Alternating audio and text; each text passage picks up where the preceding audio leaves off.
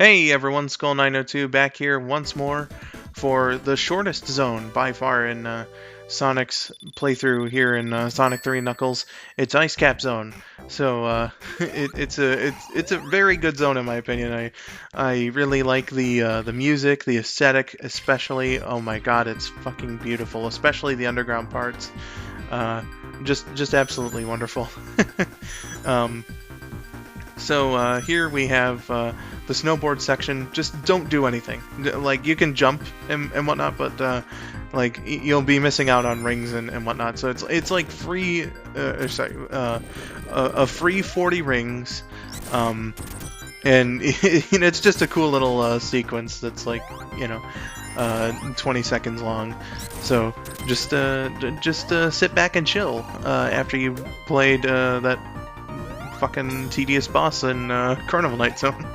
The only thing I can really criticize about Ice Cap is, again, it is very short, like surprisingly short.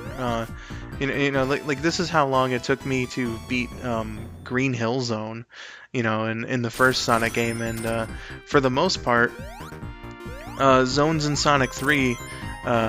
You know what? And come to think of it now, this isn't the shortest. I'll say the shortest 2-act zone. There we are. That's a more accurate statement. Is Ice Cap, but like the zones in Sonic 3. The point that I was getting at were designed to be bigger than the ones in Sonic 1 and 2. So it does kind of surprise me that this one isn't nearly as long as a lot of the others. It's like Sky Sanctuary is 1 act, right? But I beat it in like a longer time. I think that one's like 6 minutes that I can beat that zone in typically. So it's kind of weird to think about. But again, it doesn't take away from the fun. I think that a lot of it probably does have to do with me abusing Supersonic because he's faster, he jumps higher and whatnot. But even if I was playing through it normally, I feel like I would be able to beat it in like 5 minutes or around there, like no longer than 7 minutes. Maybe I should challenge myself to do that in the extra video. Maybe we'll see how that goes. But yeah, like we're 2 minutes 20 seconds in, and we're already at the mid boss. So again, it's a fun zone, but a very short one at the same time. So for Act 2, we're going to be exploring more of the outside area of the zone than the inside, as opposed to Act 1, which was pretty much all on the inside. It doesn't really change dramatically as far as the level design is concerned. It's a bunch of slopes, there actually are no ice physics in Ice Cap Zone, so you don't really have to worry about that. Just run through and have some fun in the snow. And by God, this is so fucking beautiful right here. Like the parallax scrolling with the fuck. I can't remember what they're called. The big blocks of ice in the ocean, and just everything else. It's a very nice looking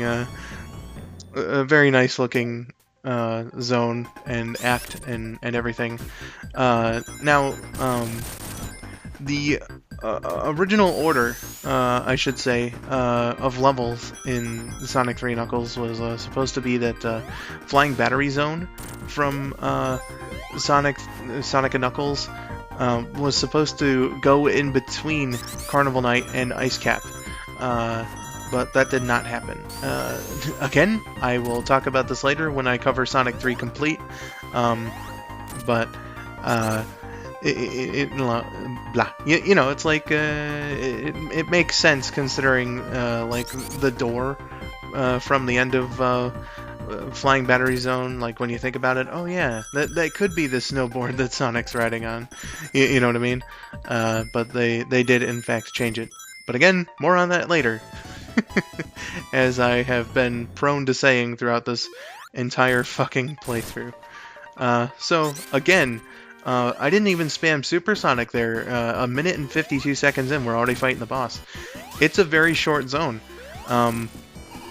So with the little time that I have left, actually, I will mention that the music is a very suspiciously similar sounding song to something called "Hard Times" by the Jetsons with a Z. But yeah, nevertheless, I still love Ice Cap Zone. Thank you for watching, and have yourselves a wonderful day.